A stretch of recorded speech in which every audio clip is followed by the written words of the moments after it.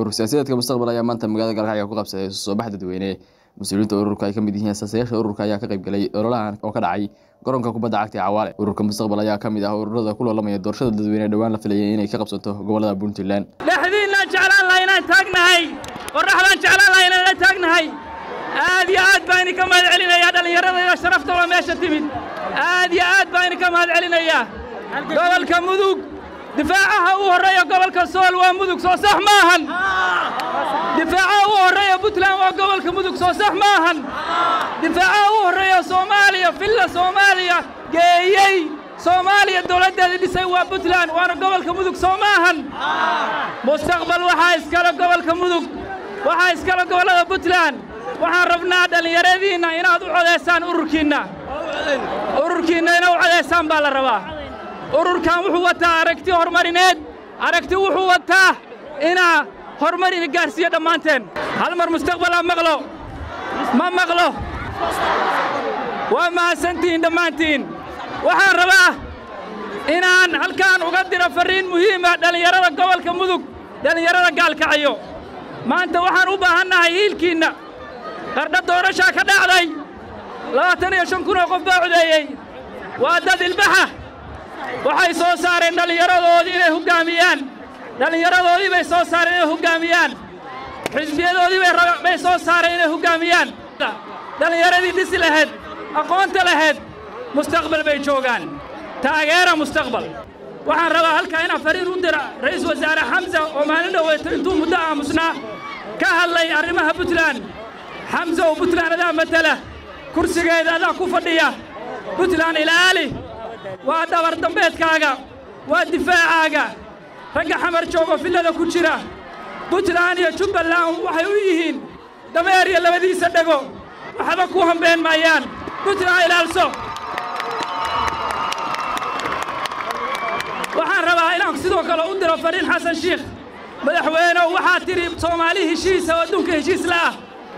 madaxweyne Soomaali heshiis ma hayno Soomaali isdagaashay baan haynaa colaad baa ka dhacday Sool xasuuq baa Sool ka dhacay 128 kun oo dadkeena ah baa maanta qorraxda iyo geedaha jiifa kama aadan hadlin masaajid baad waxaad ka dhextiri Puntland baa burburaysa Sool baa kaaga baahan hiil Sool baa hiil kaaga baahan Xasan Sheikh oo Sool u hiili amniga aynu ku mintidno amniga iyo midnimada Puntland aan ku mintidno gaar ahaan gobolka Mudug wax badan baa oo colaad sokoy ku jiray amnigiisa wax badan baa ku baxay oo khasaara waxaan leeyahay amniga gobolka Mudug aan ku mintidno oo yaan maaragtay yaan khilaafkii iyo dhibaatadii jiray yaan lagu dabaqin oo amnigiisa aan ilaalin reer Galkacyo si fiican ma maqlaysaan gobolkii xorriyadda si fiican ma maqlaysaan gobolkii halganka si fiican ma maqlaysaan gobolkii midnimada si fiican ma maqlaysaan magacayagu waa mustaqbal wax badan ma maqasheen soo ma aha urur aan la wada lahayn oo qof leeyahay ururkan Puntland oo dhanba iska leh ururkan Mudug baa laga asaasay ururkan waxa ugu horeeya dad reer Mudug ah reer Galkacyooda waa ururkiini taa ma iga haysaan ururkan waa ururkii isbedelka ururkan ma ahan urur shakhsiyaad iyo maaragtay calaamado gooniye ka hadla sidii rag iiga horeeyay ee halkan soo maray ee ururada kala matalayay ee midabada ka hadlayay ee buurnaanta iyo caatada ka hadlayay midna ma aha ururkaani wuxuu qabaa aragtida dawladnimo uu qaba waxa weeye dawladnimo ka dhisan arrimaha siyaasadda dhaqaalaha amniga iyo saraynta sharciga waa iga haysaan soo ma aha wuxuu qabaa aragti bulsho waxaan rabnaa bulsho ka dhisan dhanka ilbaxnimada bulsho xora bulsho isku kalsoon bulsho wada tashata bulsho ku dhaqanka shariicada islaamku uu bays u yahay maanta waa maalintii ururka gobolka Mudug waxaana ka rabaa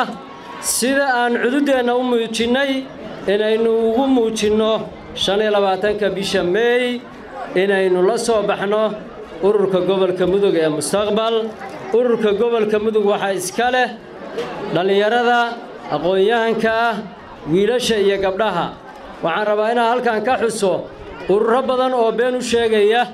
dadka baahiyaha gaarka qaba oo ay ka mid yihiin naafadu gudoomiye ku-xigeenka koowaad ee ururku waa cabdikaafi waana matalaha koowaad ee dadka baahiyaha gaarka qaba waa hogaamiyaha daadihiyaha ururka mustaqbal waxaan rabaa dadka baahiyaha gaarka qaba inaan goroyoy haragaaga lagu soo huway lagaga dhigin arrinta ay ku baraarugaan haweenka iyo dhallinyarada gobolka puntland dhammaantood waxaan rabnaa maanta waxay gacantooda ku haystaan ururkoodii ay ku cilbixi lahaayeen waxa siyaasiyiinta uu gudoomiyuhu dhalinyarada garabka ururka mustaqbal uu inoo sheegay ay inuu ku diidan yihiin codkeenna iyo taladeenna iyo midnimadeenna 2023 inaynan ka xoroobin oo iyaga marti u ahaano midaan aqbali karna ma tahay reegaalkacyo ma aqbali karno